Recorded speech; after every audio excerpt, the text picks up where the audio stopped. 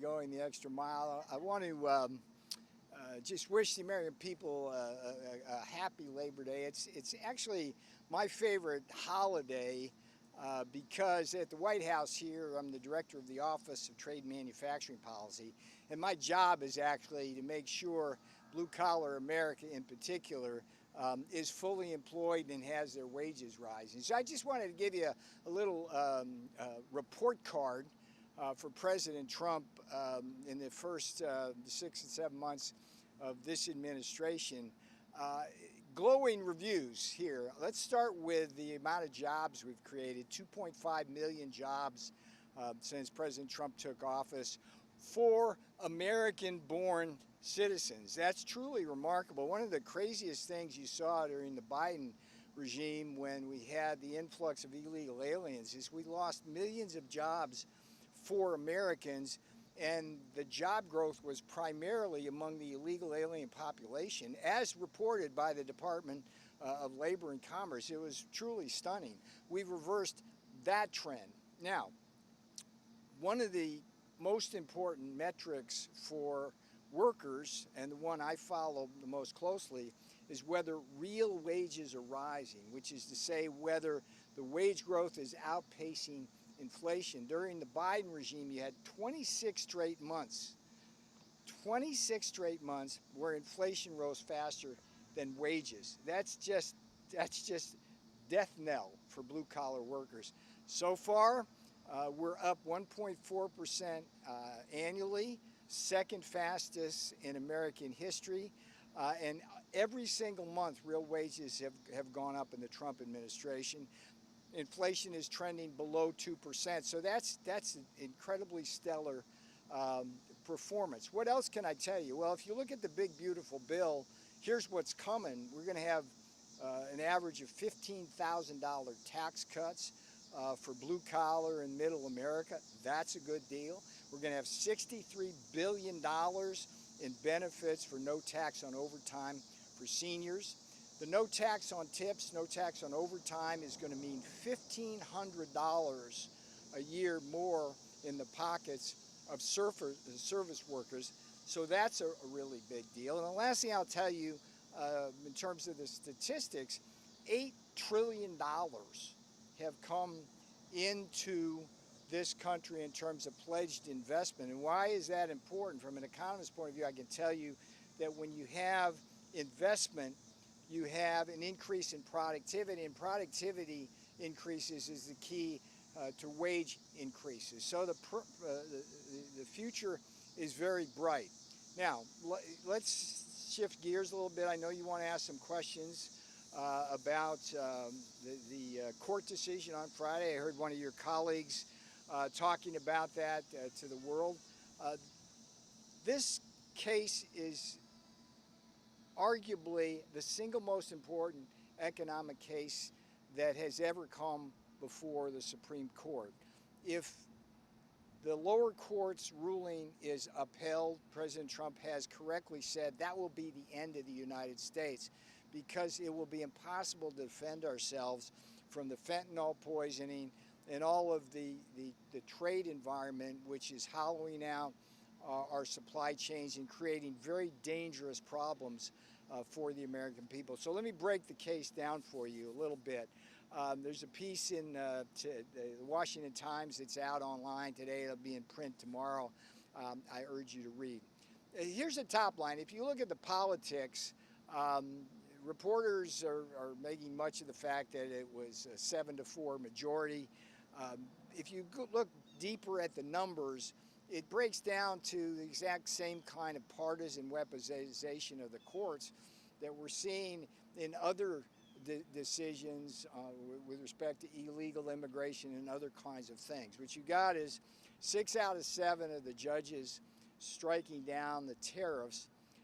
Democrats, the one Republican was an H.W. Bush free market Republican, so you can read absolutely nothing into that. And on top of that, there were 12 states that intervened and argued against the Trump tariffs. Guess what? Every single one of them, yep, Democrat blue state, Democrat governor, Democrat controlled legislatures. And the most interesting thing, which you're not going to find widely reported in the press, but it tells a lot about the source of the lawsuit.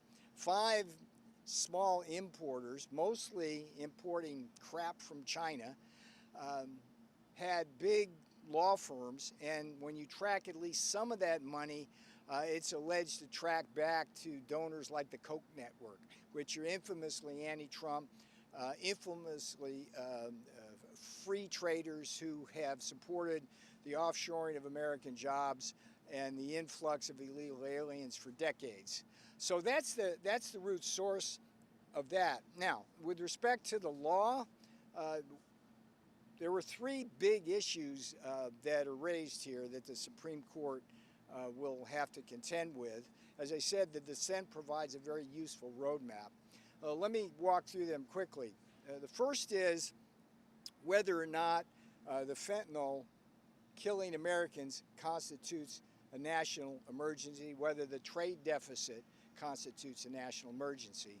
Of course they do. It's unconscionable that communist China, in league with the Mexican and Canadian drug cartels, are killing Americans with fentanyl and now this new designer drug, it's called nitidine.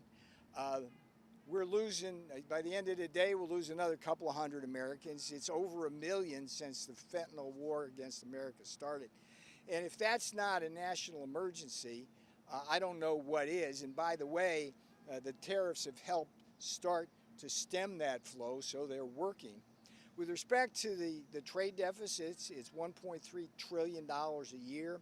$18 trillion of our wealth have been exported over the last several decades.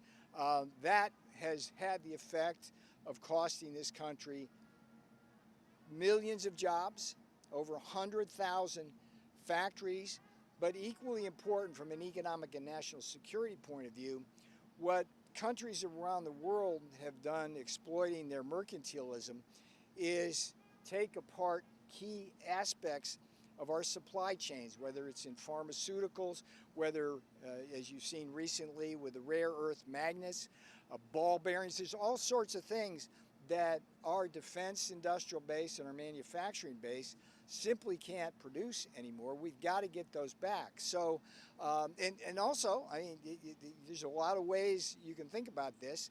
The trade deficit leads to budget deficits, and we're having to fund a lot of these deficits.